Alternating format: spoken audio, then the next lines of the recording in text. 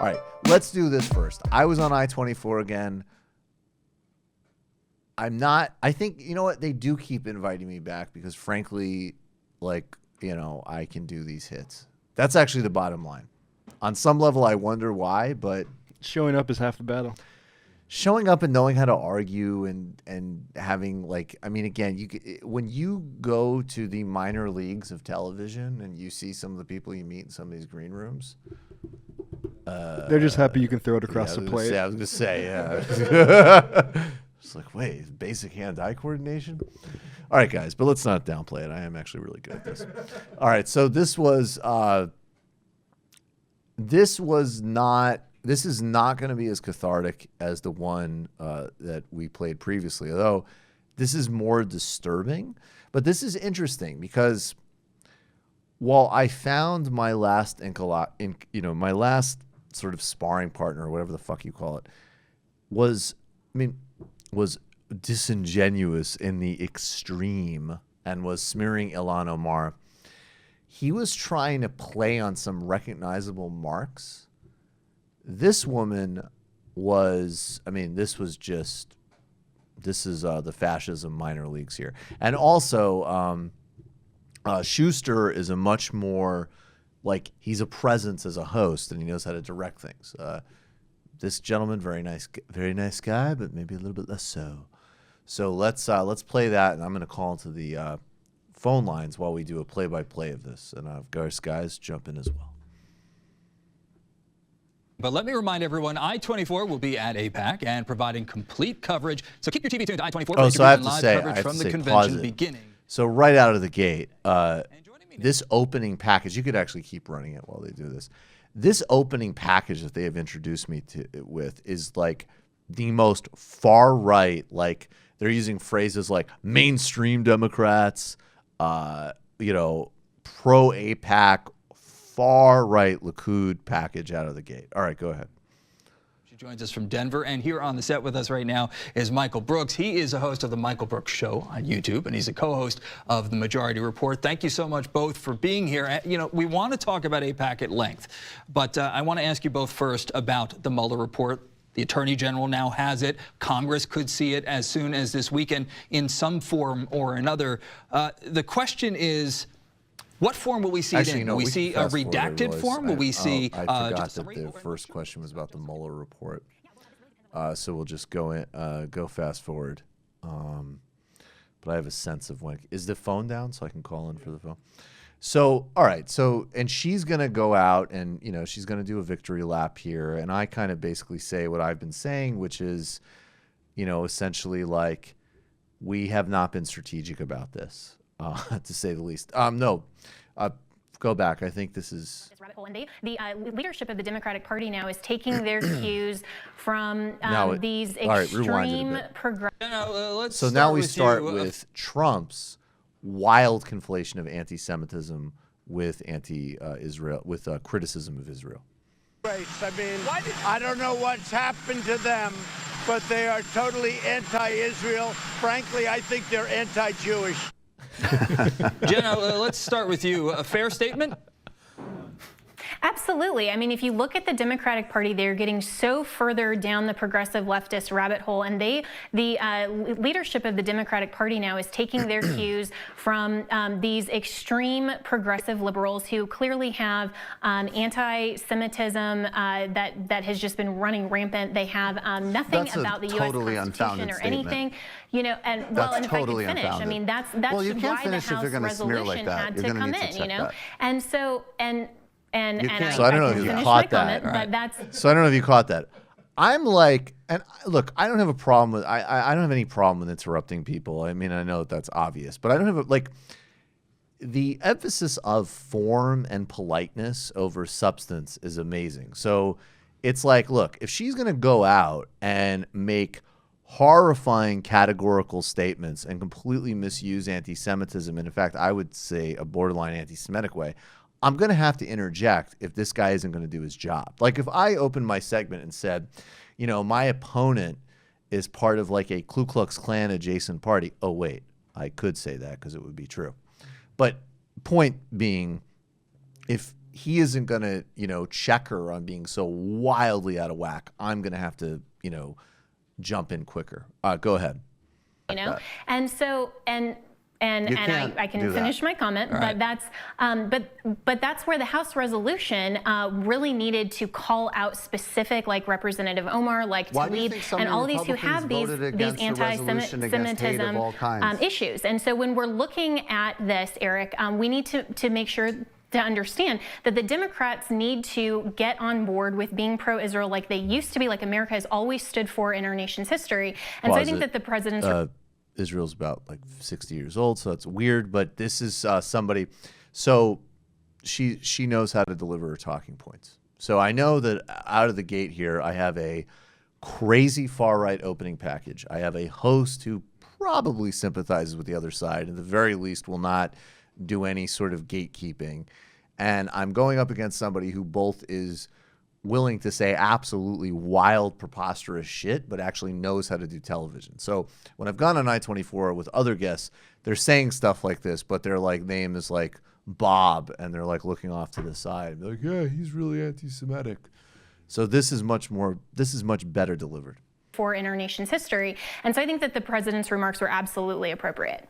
Well, first of all, it's regardless of the interruptions here. First of all, now it's extraordinary to say that a president, where the victims of a terrorist act at a synagogue specifically requested he not come, is certainly not the person to be speaking about this. But more broadly, when you use the word mainstream, and you need to do some work in the style guide on your segments before I come on, over 70% of American Jews are opposed to the occupation. They're opposed to racially discriminatory policies in Israel.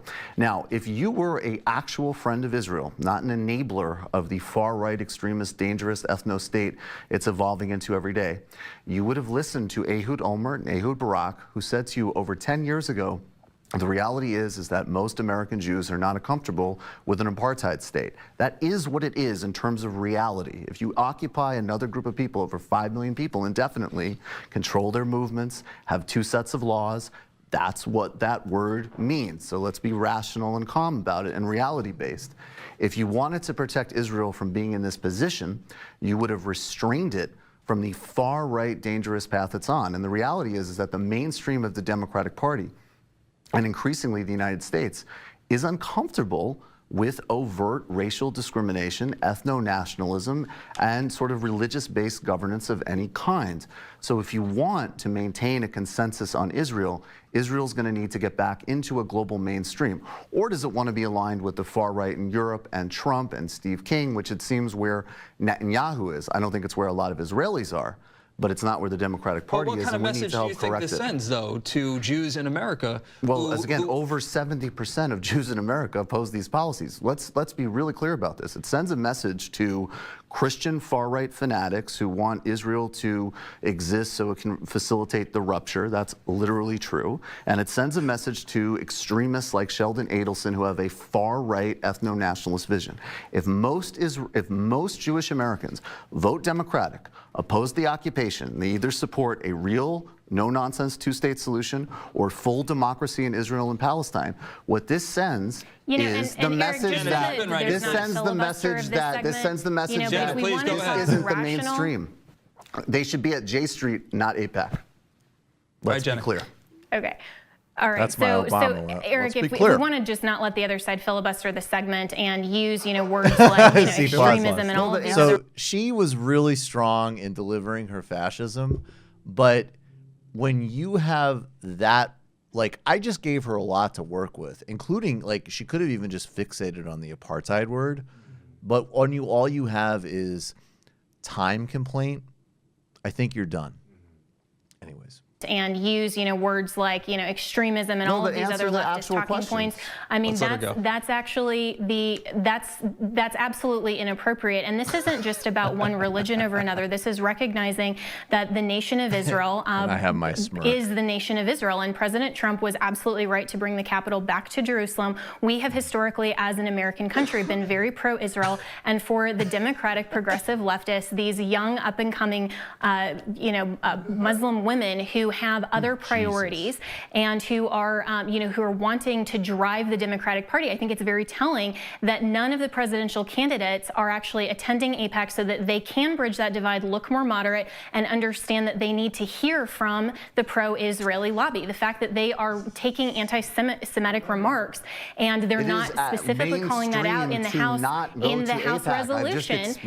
That's at some point we got to have absolutely untrue. Here. Hillary Clinton, even in the 2016 do not accept far-right AIPAC policies, she went it is to not AIPAC. Mainstream. All right, so why not go there and negotiate? We're going to end it right there. I applaud you both on continuing on with your last train of thought, though. Well done. All right, Jenna. And then what's funny is that Schuster walked in the set and we gave each other the peace sign.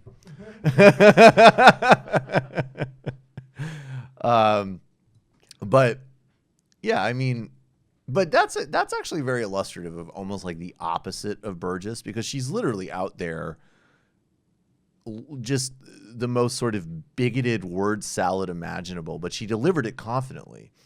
And that is honestly, part of the reason I interrupted her, primarily because the host wouldn't do his job to, again, like I think it's better if you let people interject on each other, and you certainly can't let a train like that go. And frankly, the train I was on in response, it would have been okay if she tried to interject into that too, because it was like a pretty solid train of thought and sort of what I was outlining.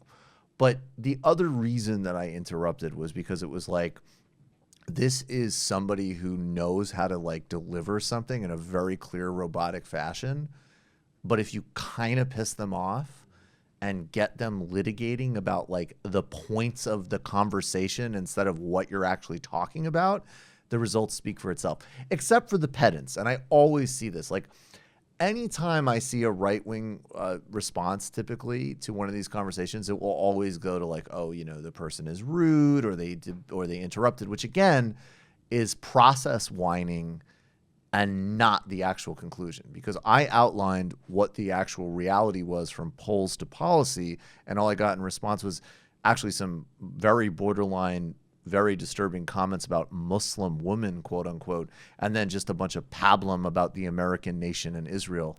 Well, so that was listen it. to the way and the host kind of, well, I shouldn't say that. Sorry. The way she says, like, there's so much guy. like cliche word filler in her opening gambit, like. Right. Absolutely. I mean, if you look at the Democratic Party, they're getting so further down the progressive leftist rabbit hole, and the leadership of the Democratic Party now is taking their cues from these extreme progressive liberals who clearly have anti-Semitism that has just been running rampant. They have nothing about the U.S. Constitution or anything. And this is where I need to jump in.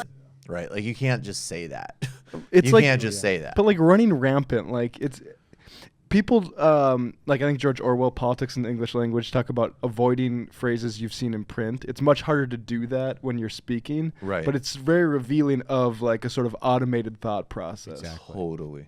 And that's why that's why you do have to interrupt people, because when you start to push them off of their talking points, towards the end of the segment when she says her line about Muslim. Like that is because she's been interrupted so much that she reveals exactly what she's thinking and exactly who she means when she's talking about anti-Semitism. That's a really good point, because it's all complain about process and then like, oh, you mean Muslims participating in democracy? Okay, exactly. Thank you. Thank you for revealing the point. Yeah, it's a problem over there and over here. Precisely. So that is another addition in what I do for you guys, and it's a nice Uber ride that I listen to a lot of Dipset. When I am coming over the Brooklyn Bridge and Dipset is blaring in an Uber rented by Israeli television, a conservative is about to get owned. You've just watched a Michael Brooks show video, and you can watch all of our full main live shows every Tuesday night at around 7 p.m. Eastern Time, and subscribe to get all of the clips you want. We're covering the globe. We're focusing on international relations, the intellectual dark web. We're having fun. We're doing deep dives with a lot of amazing guests. Of course, become a patron for the whole thing at patreon.com/TMBS, or subscribe to this YouTube channel and help us keep growing and get that content out there. Subscribe below.